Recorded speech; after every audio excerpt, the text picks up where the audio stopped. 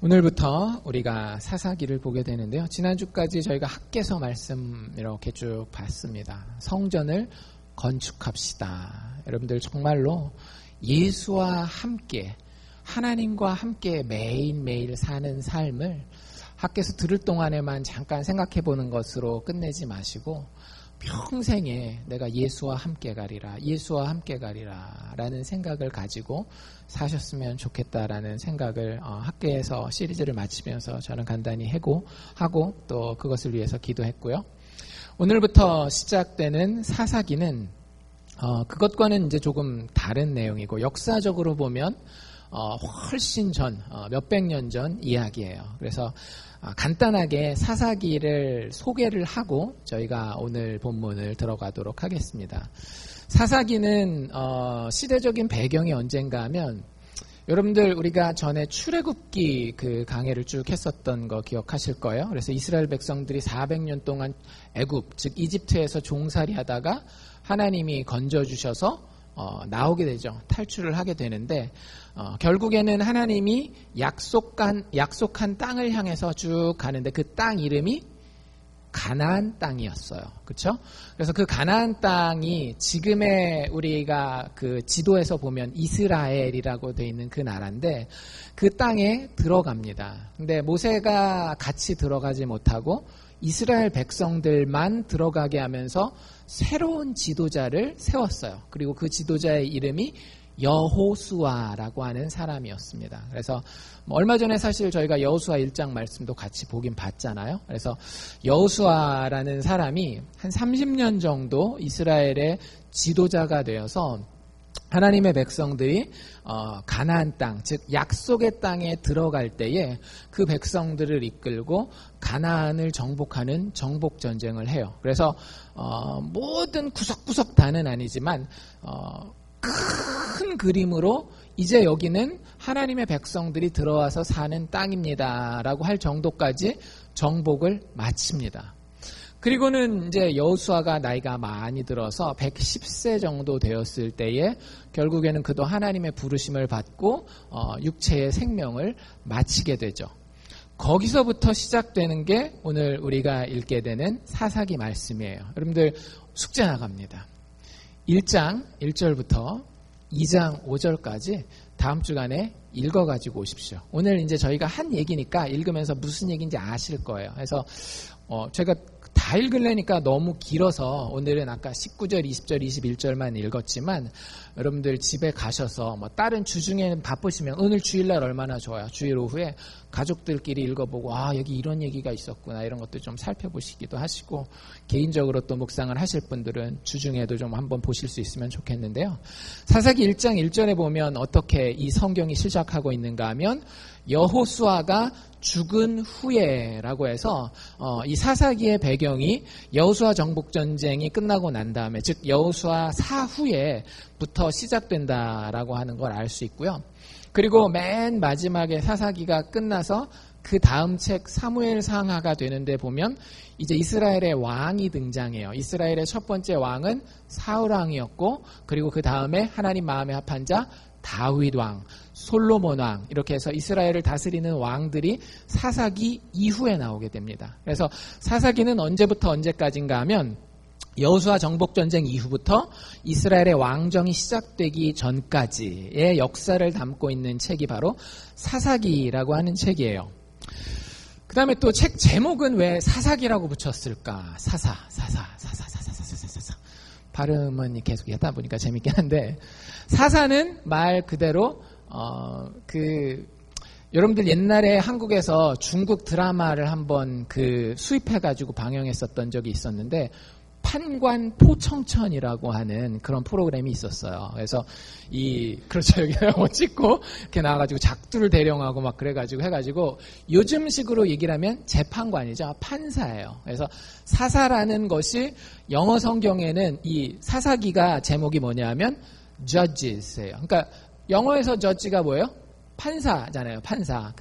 재판정에 나아가면 이렇게 땅땅땅 찍는 그 판사. 그래서 이 사사기에서 사사라고 하는 사람들은 백성들의 리더인데 요 사사라는 이름, 재판관 이름이라는 이름만 가지고는 사실은 모든 걸 다 설명하지는 못해요. 그래서 재판도 하기는 하지만 재판보다 더 중요하게 이 사사들이 하는 일이 뭐냐면 영어 표현에 몇 군데를 제외하고는 이 사사들을 뭐라고 부르는가 하면 judge라고 부르기도 하지만 더 많은 경우에 뭐라고 부르는가 하면 하나님께서 judge를 보내셨다라고 사사를 보내셨다라고 이야기하기보다는 하나님께서 deliverer, 구원자를 보내셨다라는 그런 표현을 써요. 그래서 이 사람들이 했던 역할은 재판을 하는 것보다는 구원해내는 거예요.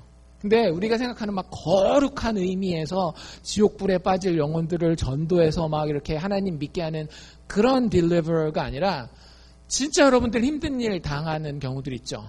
그럼 그 상황에서 꺼집어내주는 거예요. 예를 들어서 뭐 휴스턴 쪽에 지금 막 하비라고 하는 그 허리케인이 와가지고 엄청나게 힘들잖아요. 막 그 사진 보셨어요?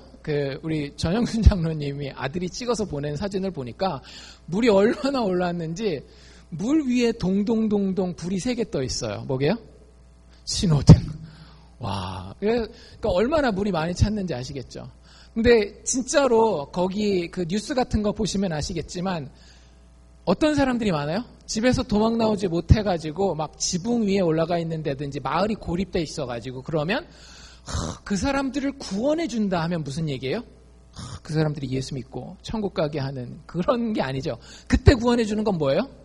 보트를 타고 가서 그 사람들 손 딱 잡고 그 어려운 상황에서 직접 꺼내주는 게 그 사람들을 구출해 주는 거잖아요. 그런 의미에서 사사들이 일을 합니다. 그 당시에 이 사사시대 때 제일 힘들었었던 것은 허리케인도 아니고 뭐 지진도 아니고 뭐였는가 하면 주변의 다른 나라들이었어요. 아직 이스라엘 백성들이 아까 말씀드린 대로 여호수아 정복전쟁을 통해서 많은 주요 도시를 정복했지만 아직 군데군데 그 당시에 이스라엘보다 먼저 와서 살고 있었던 가나안 7족속들이 거기에 계속 살면서 자기들의 어떤 그 세를 갖다가 다시 한번 과시하려고 이스라엘 백성들을 밀어내고 쫓아내고 오히려 이스라엘 백성들을 종으로 삼는 그런 일들이 사사기에 보면 계속 나옵니다. 그래서 이스라엘 백성들이 힘들어하고 어려워하고 하나님 죽겠습니다 하면 하나님이 보내시는 사람이 누구예요? 바로 이 사사들이에요. 그래서 그 사사들을 어떤 사사들이 있었는지 크게 보면 한 12명 정도의 사사의 이야기가 이 사사기에 나오게 되는데 좀 많은 이야기를 차지하는 부분도 있고 한 몇 절만 이야기하는 부분도 있는데 그중에 저희가 중요한 사사들을 쭉 살펴보게 될 겁니다. 사사기의 결론을 먼저 말씀드리면 사사기의 결론은 뭔가 하면 왕이 필요해. 이게 사사기의 결론이에요. 뭐가 필요하다라고요? 왕이 필요해. 이게 사사기의 결론입니다. 하나님의 백성이 아닌 사람에게는 상관없어요. 그런데 여러분들 스스로를 나는 하나님의 백성입니다 라고 이야기하는 순간 우리에게 가장 필요한 존재가 누가 되는가 하면 왕이에요. 왕입니다. 여러분들 왕이 없으면 참 내가 편한 대로 다 할 수 있을 것 같지만 많은 경우에는 왕이라는 말이 너무 현대인들에게 거부감이 많이 든다라고 한다면 지도자가 필요해요. 리더 이러면 이제 좀 받아들이기가 쉬우시죠. 리더가 필요한데 하나님의 백성들에게는 어떤 리더, 어떤 왕이 필요한가 하면 하나님을 그대로 대변해주는 왕, 하나님을 그대로 보여주고 하나님의 뜻을 그대로 알려주고 실천할 수 있는 리더자가 필요한 것을 보여줍니다. 사사시대를 보면 사사가 그런 역할을 하거든요. 사사가 있을 때는 이스라엘 백성들이 잘 서요. 근데 그 사사가 죽고 리더십 자리가 공백이 되면 어떻게 될까요? 이스라엘 백성들이 또 난리를 피고 어려움을 당하는 이런 이야기가 계속 반복되게 됩니다. 그래서 사사기가 읽어보신 분들은 아시겠지만 별명이 있어요. 암흑의 역사. 이게 사사기의 별명입니다. 이스라엘의 역사가 여호수아 이후에는 지도자가 있어도 사사 같은 경우는 하나님이 잠시 보냈다가 죽으면 또 끝나고 계속 이런 패턴이 반복되거든요. 지도자 없는 이스라엘의 혼란이 얼마나 어두운 것인지에 대해서 쭉 이야기를 합니다. 심지어는 사사가 있는 순간에도 보면 참 어두운 역사들이 많이 나와 있는 것을 볼 수가 있어요. 그래서 사사기를 보시면서 그래, 삶에는 왕이 필요하구나, 이런 생각을 좀 해보십시오. 제가 여기서 이야기하는 왕은 뭐 옛날에 고려시대, 조선시대 왕이나 아니면 요즘으로 얘기해서 수상이나 대통령을 이야기하는 게 아니에요. 아까도 말씀드린 것처럼 하나님을 대변할 수 있는 왕이 필요하다라고 하는 것을 한번 좀 잘 생각해 보실 수 있기를 원합니다. 궁극적으로 이야기한다면 그 왕은 누구를 얘기를 하는가 하면 예수 그리스도를 이야기하는 것인데, 구체적인 이야기로 들어가 보면 그것보다 조금 더 하나님이 우리에게 원하시는 내용들이 자세하게 나와 있어요. 오늘 우리가 살펴보게 될, 그리고 여러분들이 집에 가서 숙제로 하게 될 1장 1절부터 2장 5절까지는 위기의 시작이라고 하는 주제를 다루고 있습니다. 여러분들 신앙생활을 쭉 하시잖아요. 뭐 오래 하셨건 짧게 하셨건. 근데 신앙생활 하다 보면 제가 예언 하나 해드릴게요. 반드시 위기의 때가 찾아옵니다. 다른 위기를 얘기를 하는 건 아니에요. 신앙생활 하다가 뭐 경제적인 형편이 어려워지는 거, 신앙생활 하다가 뭐 가족의 어떤 일들이 터지는 거, 신앙생활 하다가 뭐 병에 걸리는 거, 그런 위기와는 조금 다른 위기예요. 여기서 위기는 뭐냐면 영적 위기입니다. 그런데 그 영적 위기가 반드시 여러분들이 신앙생활 하는 동안 시작되게 돼 있어요. 그게 영적 생활의 법칙입니다. 왜냐하면 우리가 하나님과 동행하고 하나님 앞에서 잘 되고 천국 백성 되는 걸 싫어하는 존재가 있거든요. 누구? 악한 마귀 사탄. 여러분들이 안 믿을지 모르겠지만 내 눈에 보이지 않는다고, 내가 존재하지 않는다라고 이야기해도 존재하는 것들이 이 세상에는 있어요. 과학적으로도 있지만 영적으로도 있습니다. 우리 눈에 보이지 않는 많은 것들이 지금 여기 둥둥둥둥 떠다니고 있잖아요. 산소, 뭐 질소, 뭐 이산화탄소, 이런 거 다 둥둥둥둥 떠다니고 있는데 보이진 않지만 존재하는 것처럼 영적인 세계도 우리의 눈에 보이지 않지만 반드시 존재합니다. 그 중에 정말로 하나님을 대적하고자 하는 악한 세력이 있는데 그 세력의 우두머리격인 존재가 바로 악한 마귀 사탄이라고 하는 존재인데요. 그는 우리가 하나님과 사랑하는 관계를 가지는 것을 굉장히 시기하는 존재예요. 그래서 우리가 영적으로 조금이라도 성경을 더 알아가게 된다라고 한다면, 조금 더 기도하는 존재가 된다라고 한다면, 한 번이라도 예배를 더 드리는 존재가 된다라고 하면 반드시 우리 영적 생활 가운데에 위기를 던져다 줍니다. 그 위기가 반드시 시작되게 돼 있어요. 영적 위기는 뭘까요? 뭐 여러 가지로 이야기를 할 수 있는데, 영적 위기를 제가 한번 정의를 해본 것은 이것입니다. 하나님과의 언약 관계가 무너지기 시작하는 것이 영적 위기예요. 여러분들, 하나님과 여러분은 예수 믿는다라고 얘기를 했으면 언약, 약속 관계에 있는 겁니다. 어떤 약속하셨어요? 여러분들 예수님 믿으실 때에? 약속 안 하셨어요? 그냥 내가 교회 운전해서 올 수 있으니까 와서 앉아 있는 겁니까? 우리 정회원분들은 기억하셔야 돼요. 저랑 또 목자분들이랑 그 정회원 거기다가 사인하실 때에 어떤 표현이 있었는가 하면, 거의 제일 첫 부분에 나왔던 질문이 뭐였는가 하면, 예수를 나의 주인이요 구원자로 고백하십니까? 라고 하는 고백이 있었어요. 그게 약속한 겁니다. 여러분들이 이제 여러분들의 인생은 주인이 누구예요? 예수예요. 꼭 사랑의 교회 정회원이 아니라 할지라도 내가 예수 믿습니다. 주님의 살과 떡을, 주님의 살을, 주님의 피를 내가 받고 그 안에서 구원받습니다라고 얘기하는 모든 사람의 인생의 주인은 더 이상 자기 자신이 아닌 거예요. 그 약속한 자들만 여기 동참하는 겁니다.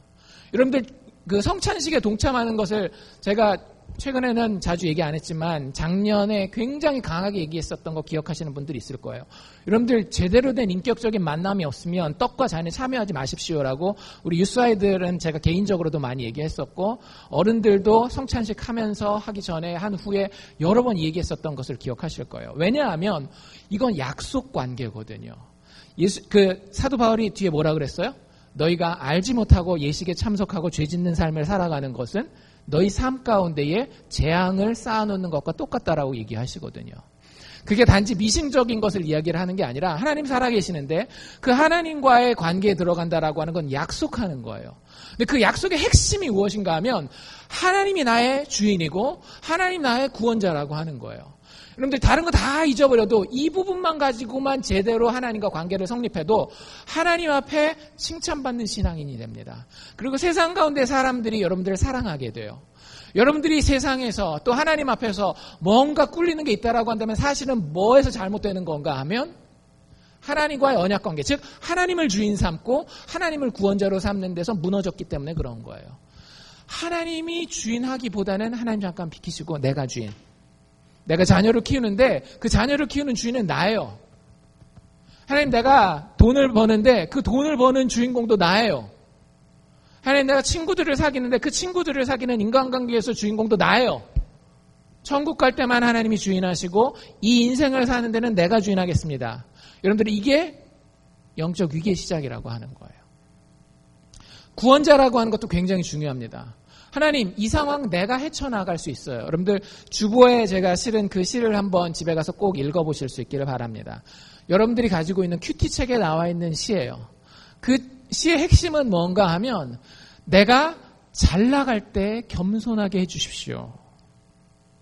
여러분들 이거 꼭 기억하셔야 합니다. 예수 믿는 사람들이 가장 경계하는 것 중에 하나가 뭐냐면 내가 잘 나갈 때예요.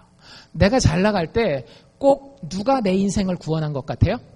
내가 내 인생을 구원한 것 같아요. 그런데 성경은 아주 단호합니다. 인생의 구원자는 단 한 분이에요. 누구예요? 예수 그리스도. 우리의 모든 연약함과 우리의 모든 수치스러움을 십자가에 지고 죽으신 그분 한 분만이 우리의 인생의 구원자예요. 내가 내 인생의 문제를 해결했다라고 생각하는 순간 여러분들 세상에서 가장 지혜롭지 못한 사람이 되는 겁니다. 여러분들이 이 세상만 살고 끝날 거면 나름 지혜로운 것처럼 보일 수 있겠죠. 하지만 우리에게 그건 너머에 영원이 있다라고 한다면 내가 내 인생을 구원할 수 있어, 책임질 수 있어라고 느끼는 것만큼 바보 같은 생각이 없어요. 어쨌든 그 언약 관계가 무너질 위기가 온다라는 거예요. 마귀가 사탄이 슬슬 긁어요. 야, 하나님 주인 시켜놓으니까 불편하잖아. 하나님이 구원자 하는 거 조금 불안하지 않아? 네가 그래도 좀 나서야지. 이렇게 슬슬 긁으면서 영적인 위기가 시작됩니다.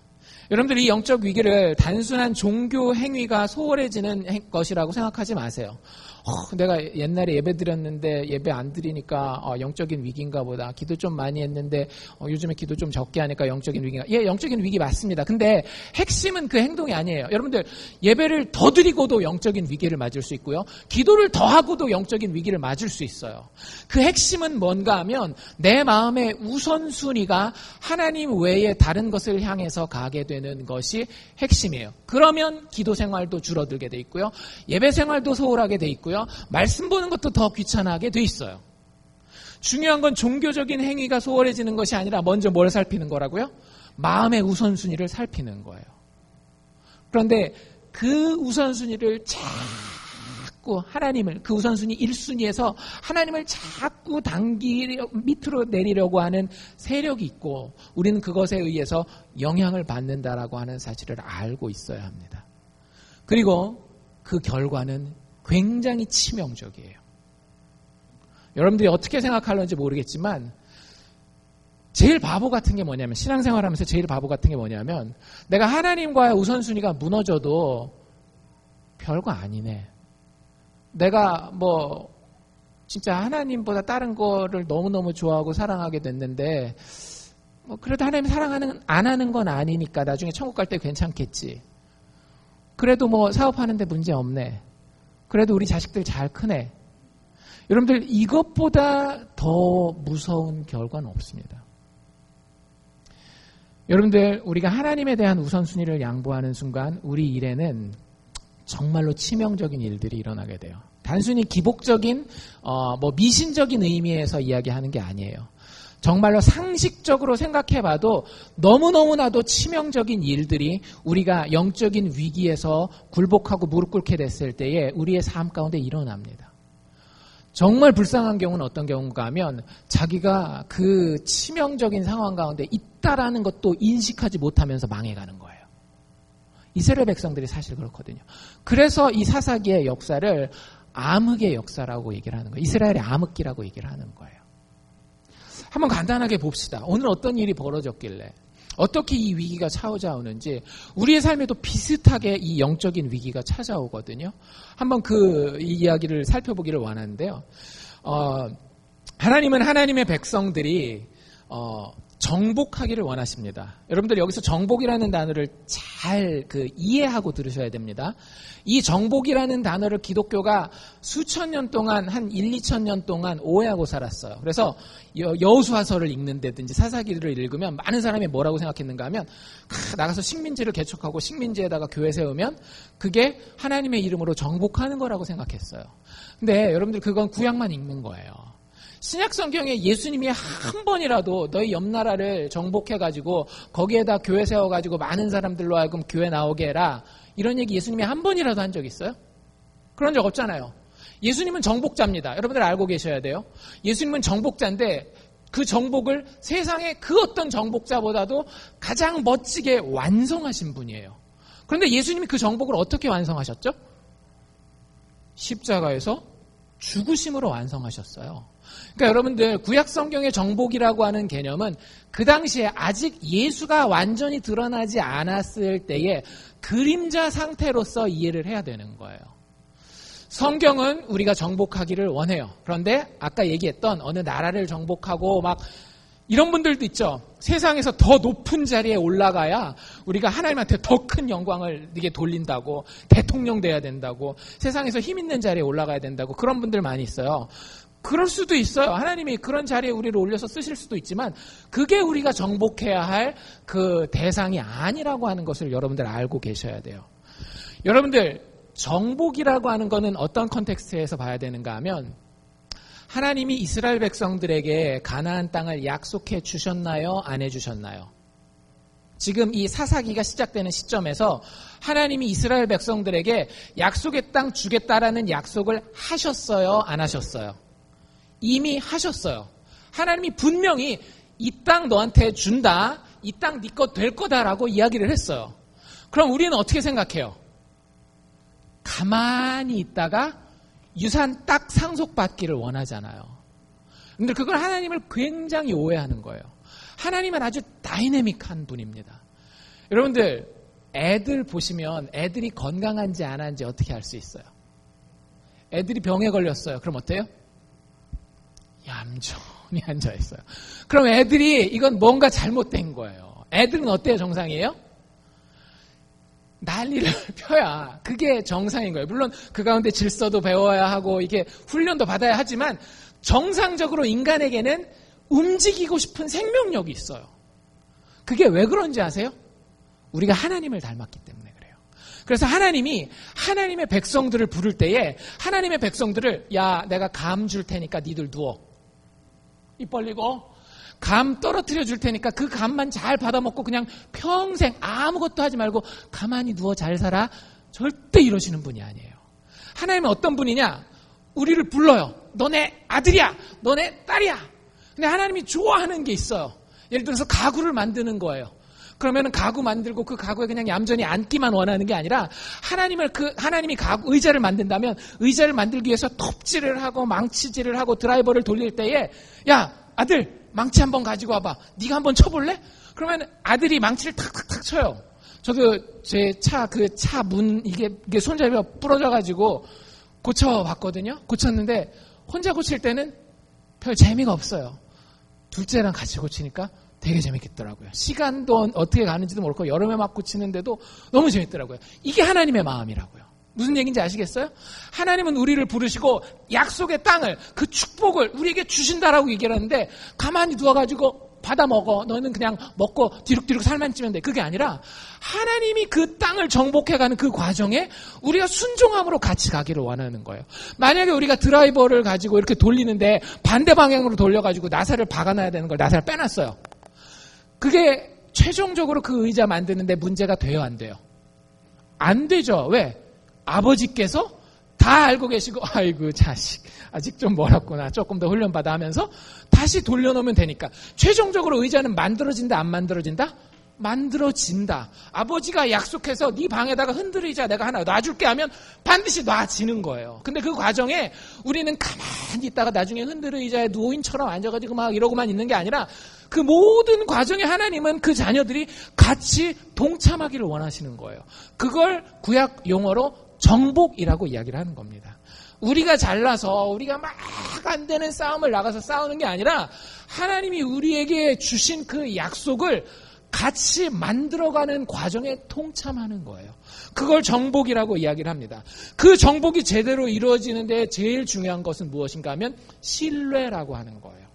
아버지를 신뢰 못하면 저희도 처음에 이제 차 고칠 때 보면 야, 그 나사 가지고 그거 한번 이렇게 툭 빼봐 하면은 자동차 이렇게 잘못 빼면 어떻게 돼요? 부러질 수 있잖아요.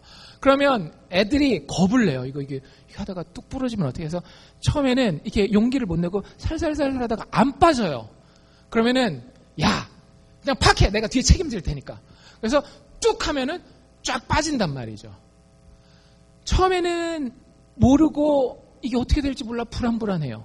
근데 나중에 이게 부러져도 괜찮아. 한번 해보자고 딱 열 수 있는 그 힘이 어디서 나오는 거예요? 아버지의 말을 신뢰했을 때 나오는 거라고요. 무슨 얘기인지 아시겠어요? 정복에 있어서 믿음의 사람이 신앙으로 우리의 삶을 정복해가는 과정에 있어서 제일 중요한 건 뭐냐 하면 아버지를 신뢰하는 거예요. 그래서 우리가 정복하는 삶을 산다라고 하는 것은 사실은 하나님을 신뢰한다라고 하는 우리의 믿음을 보여주는 겁니다. 근데 그게 없이 하나님이 정복하라고 하는 그 자리에서 덜덜덜 떨면서 그렇게 해가지고 되겠어요? 막 이러고 있으면 그건 거꾸로 뭘 보여주는 거예요? 우리의 불신을 보여주는 거예요. 여러분들 예수 믿는 사람들은 용감해야 돼요. 무식하라는 얘기는 아닙니다. 지혜롭게 생각이 깊긴 해야 되겠지만 예수 믿는 사람들은 용감해야 되는데 그 이유가 뭐예요? 아버지께서 최종 승리를 장담해 주셨으니까, 보장해 주셨으니까.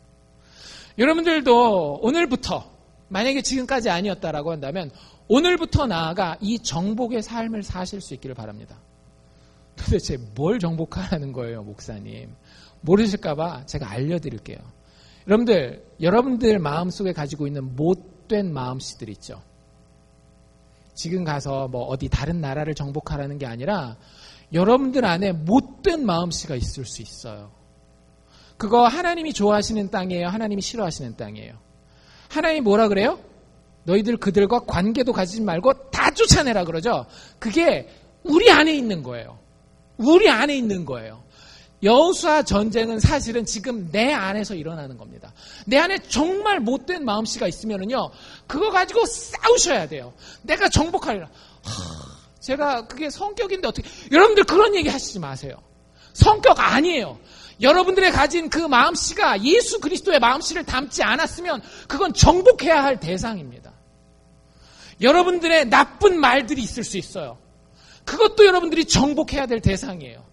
우리가 사랑하는 가족을 향해서, 남편을 향해서, 아내를 향해서, 자식들을 향해서, 부모들을 향해서 하지 말아야 될 말들을, 나쁜 말들을 막 쏟아내요.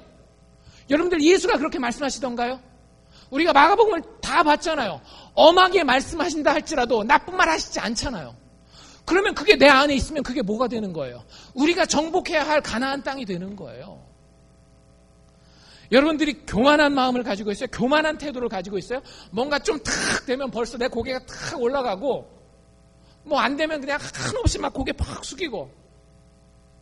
여러분들에게 그런 교만함과 그런 내 안에 수치스러움이 있다라고 한다면 그것도 역시 우리가 정복해야 할 가나안 땅입니다.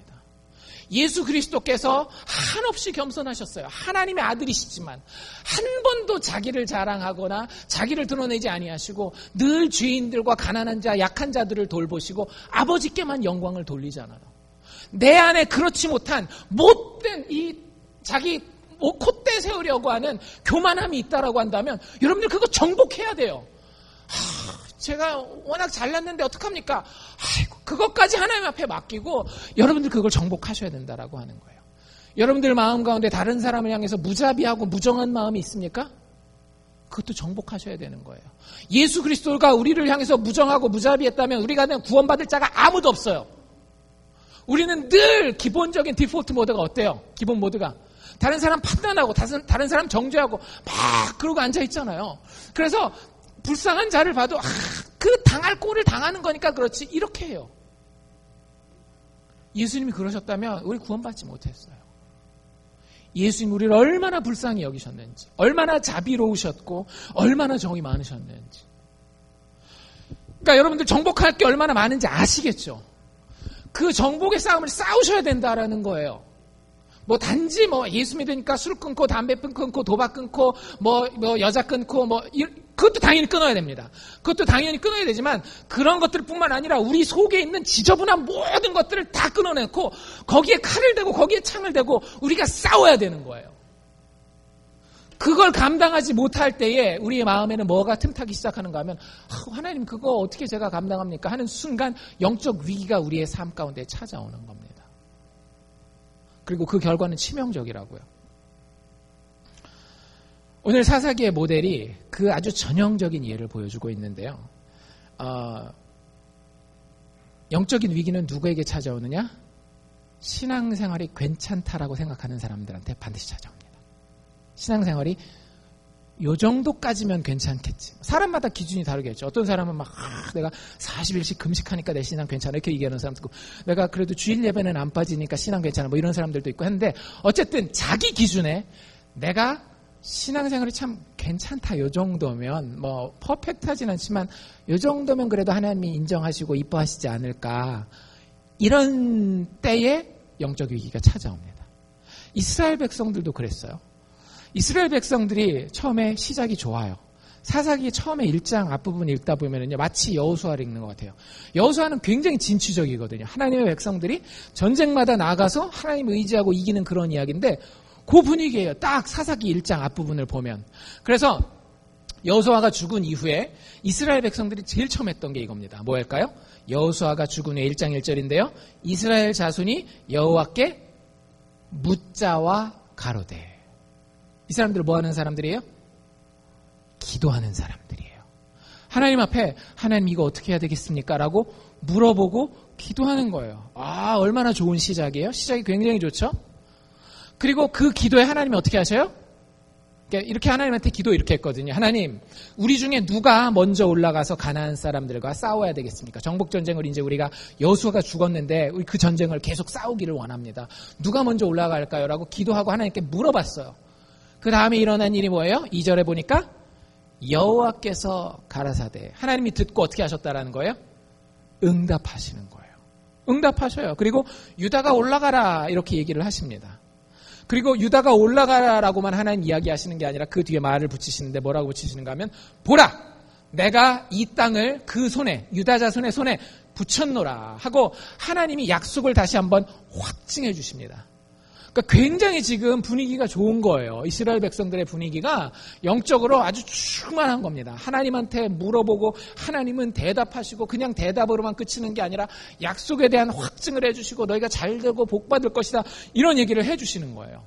하나님과의 관계만 좋았냐? 그게 아니에요. 사람들, 옆에 있는 사람들과의 관계도 꽤 괜찮았어요. 3절에 보면 이런 얘기가 있죠. 유다가, 이제 하나님이 유다 지파부터 먼저 나가서 싸우라 그랬으니까 유다가 나가기 전에 누구에게 이야기하는가 하면 그 형제 시므온에게 이르되. 시므온, 12지파 중에 유다 지파도 있었지만 시므온 지파도 있었거든요. 이 시므온 지파에게 말을 걸어요. 뭐라고 말을 거는가 하면, 나의 제비 뽑아 얻은 땅에 나와 함께 올라가자. 우리 땅 전쟁하러 가는데 나 좀 도와줘. 이렇게 부탁을 하는 거예요. 함께 올라가자.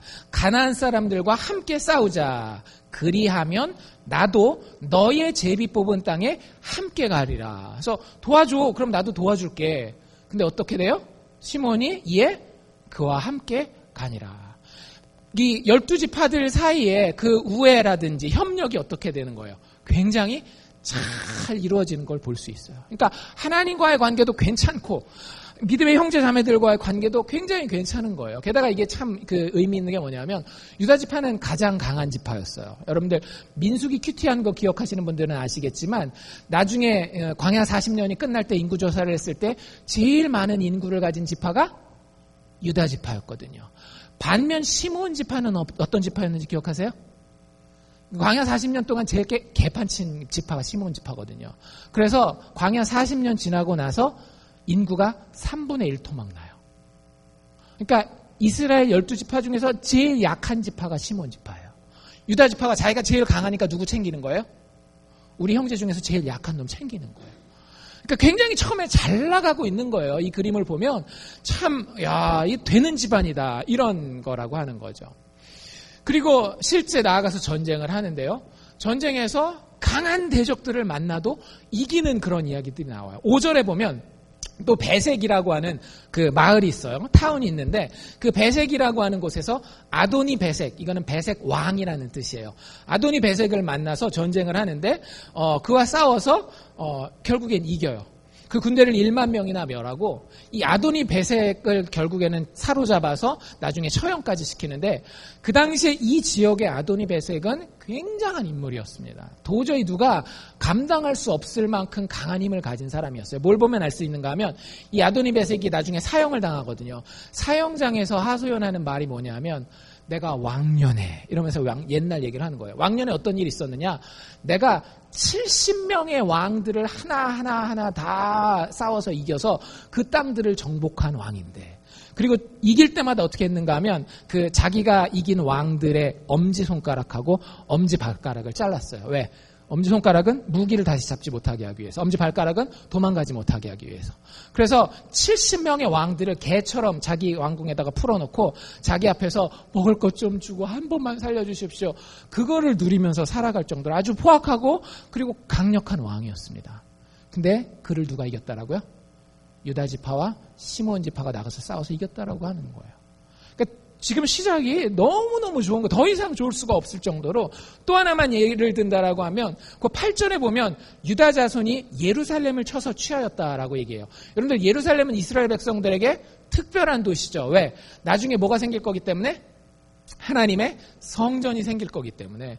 이 예루살렘을 정복하는 게 되게 쉽지 않습니다. 왜냐하면 예루살렘이 그 땅도 다른 마을들보다는 넓고 그리고 강한 민족이 살아서 한 번 전쟁을 이겼다 할지라도 완전히 거기 들어가서 정착하는 거는 하지를 못해요. 나중에 다윗 왕이 돼서야 예루살렘을 완전히 이스라엘의 수하에다가 두게 돼요. 그거는 이제 한 거의 뭐 몇백 년 이후에 또 일이 되거든요. 그러니까 그 전에 이 유다 지파가 가서 예루살렘 전쟁에서 승리했다라고 하는 거는 굉장히 큰 의미가 있는 거예요. 그러니까 어쨌든 여러 가지를 보면 시작이 되게 좋았어요. 여러분들, 이때 뭐가 온다? 영적 위기가 찾아온다. 여러분들, 내가 신앙적으로 지금 만족할 만하다, 괜찮다, 이 정도면 하나님이 나한테 특별히 딴지 걸지 않겠다 라고 생각하십니까? 바로 그때 우리에게 영적인 위기가 찾아옵니다. 개인에게도 공동체에게도. 19절로 넘어가 볼까요? 아까 우리가 읽었던 데인데요. 19절에 보면 잘 읽으셔야 됩니다. 되게 잘 읽으셔야 돼요. 제가 한번 쭉 읽어볼게요. 여호와께서 유다와 함께 하신 거로. 하나님이 여전히 누구랑 함께 하신대요? 유다 지파랑 함께 하셔요. 얼마나 좋은 거예요? 하나님이 여전히 약속한 것을 잊지 않고 실천하고 지키고 계시는 거예요. 그 결과 어떻게 돼요? 그 산지 거민을 쫓아내었다. 산에 살고 있는, 마을이 여러 군데가 있을 텐데 산에 사는 사람을 쫓아냈어요. 네, 딱 거기까지예요. 그 다음부터 낌새가 이상합니다. 분명히 여호와가 하나님이 함께 하셨고 산지 거민을 쫓아냈는데 그냥 문장이 쫓아내었다라고 끝나지 않고 쫓아내었으나, 영어 성경에 보면 어떤 표현이 들어가는가 하면 but 이게 들어가는 거예요. 그러나 앞에 내용과는 이제 좀 다른 얘기 나옵니다. 긴장하십시오. 잘 보십시오. 이런 얘기가 나오는 거예요. 무슨 얘기가 나와요? 골짜기에 거민들은 철병거가 있으므로 그들을 쫓아냈다, 쫓아내지 못했다?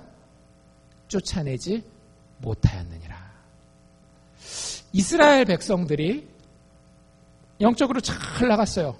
외적으로, 물질적인 것도 잘 나가고 있었어요. 건강적인 것도 잘 나가고 있었어요. 그런데 뭘 만나는 거예요? 도전을 만난 거예요.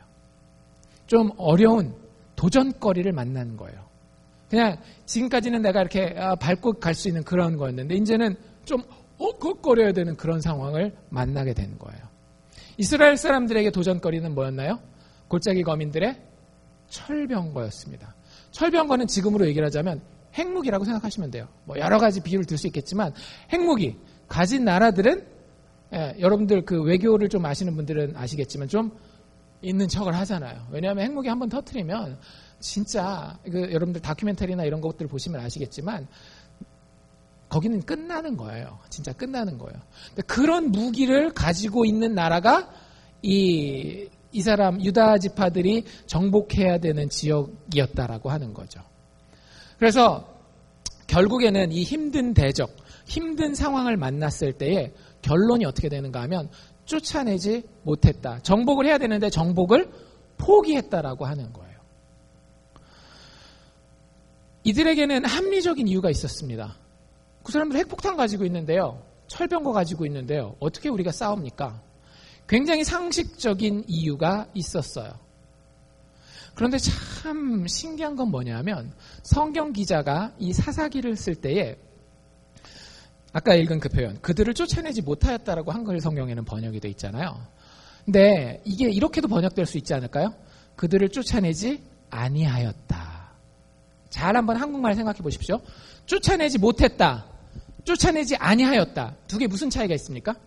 쫓아내지 못했다는 능력이 안 돼서 못한 거예요. 열심히 해봤는데. 쫓아내지 아니하였다는 뭡니까?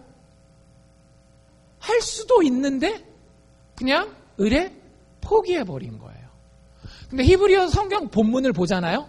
거기에 캔이라는 말이 안 들어있어요. 이게 캐낫이라고 안 돼 있고 그냥 낫이라는 단어만 하나 들어있습니다. 그래서 어떤 번역자는 이것을 캐낫이라고 번역하지만 어떤 번역자는 그냥 did not, 하지 아니하였다로 번역하는 학자들도 있어요.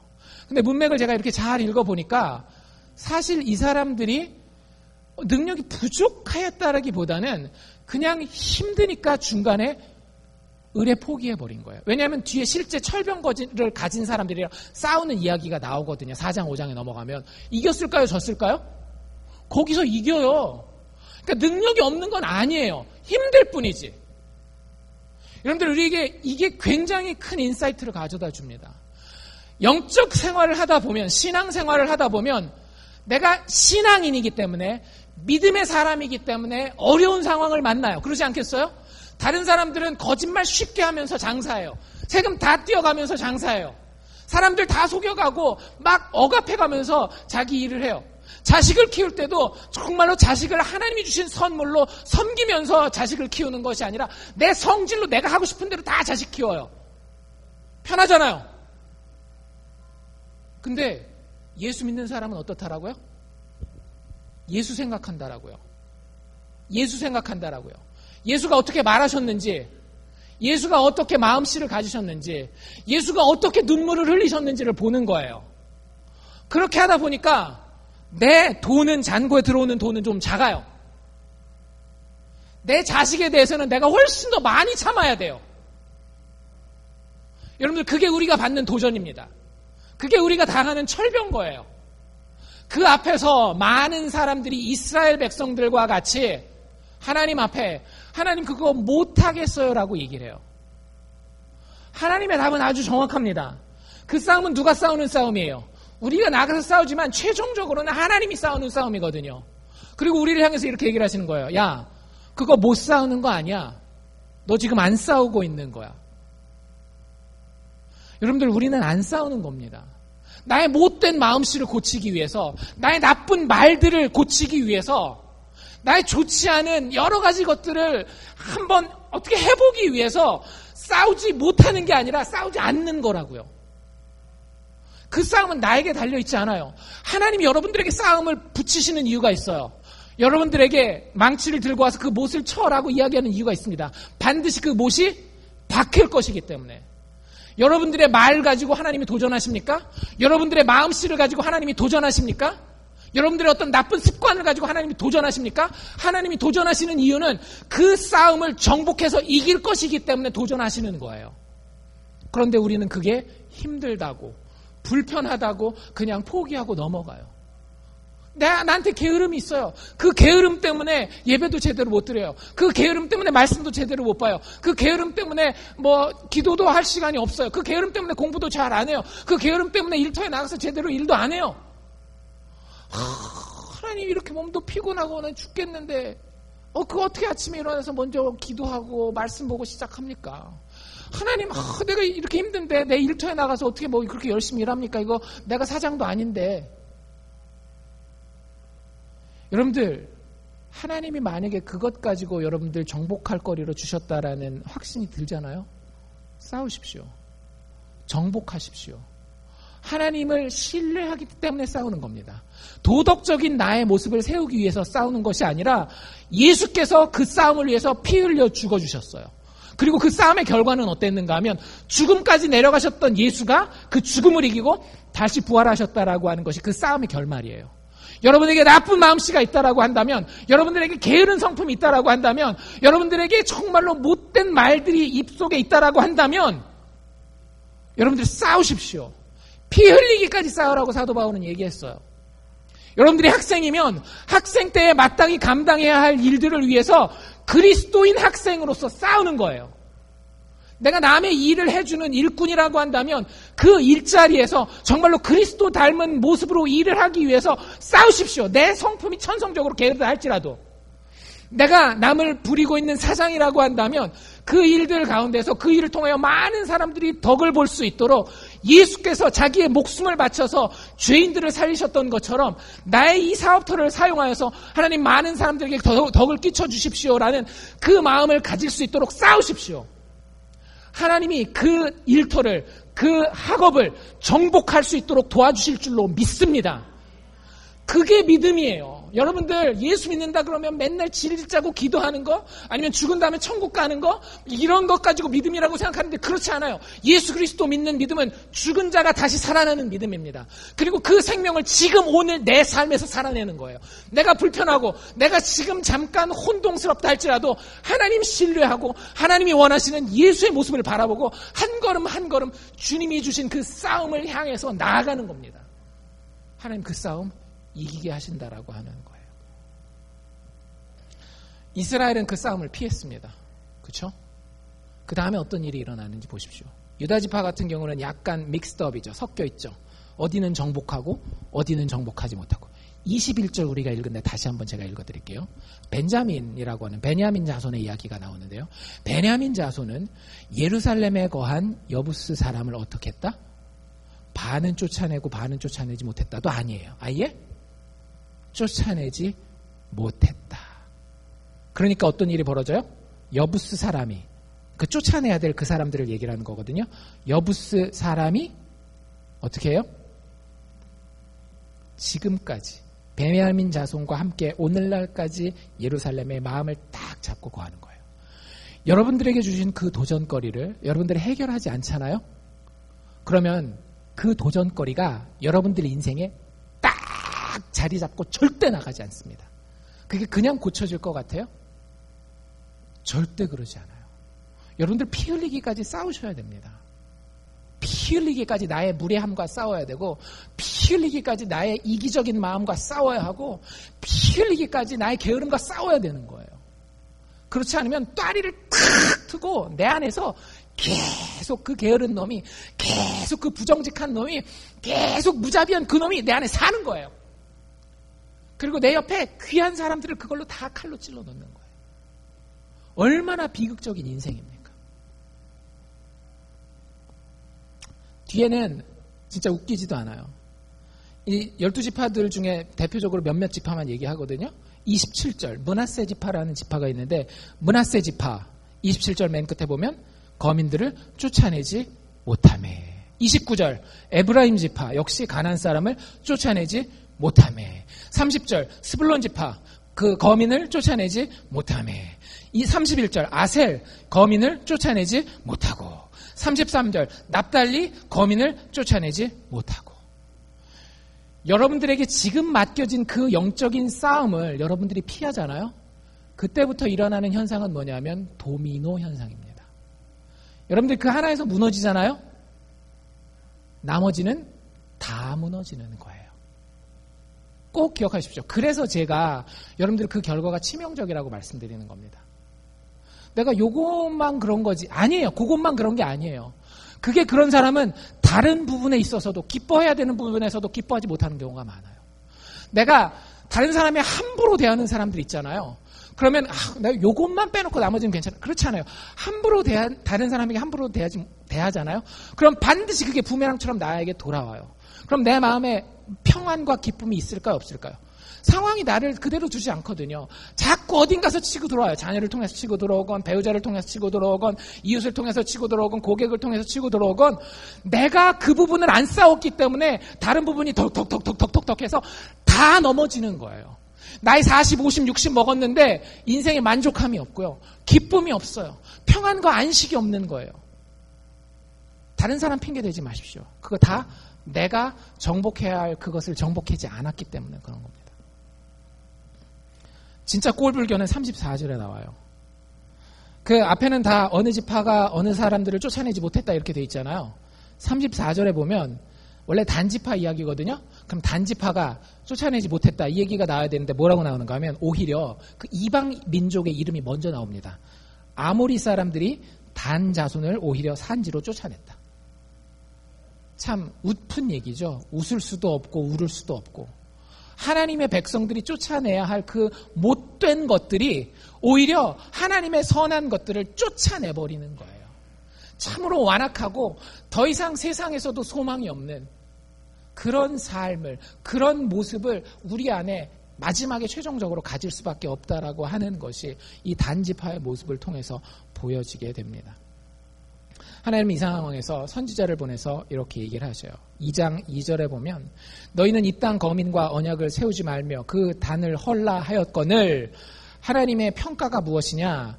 너희가 내 목소리를 청종치 아니하였도다. 여러분들, 우리가 우리의 삶에서 정복 전쟁을 싸우지 않는 것은 단지 우리의 힘이 있고 없고의 문제가 아닙니다. 이건 영적인 문제예요. 영적으로 우리가 하나님을 신뢰하기를 거부한 거예요. 하나님 뭐라 그러셨어요? 너희가 내 목소리 듣는 것을, 내 목소리 청종하는 것을 거절하였구나. 하나님의 목소리를 듣는다라고 하는 건 뭐냐면 하나님이 약속하시면 그 약속대로 이루어 주신다라고 하는 거예요. 여러분들이 여러분들의 게으름과 싸우잖아요. 예수 믿는 사람 어떻게 될까요? 이깁니다. 기억하십시오. 여러분들 자녀들에게 꼭 가르쳐 주십시오. 야, 너 그렇게 게을러서 되겠어. 그게 아니라 하나님이 뭘 좋아하시겠어?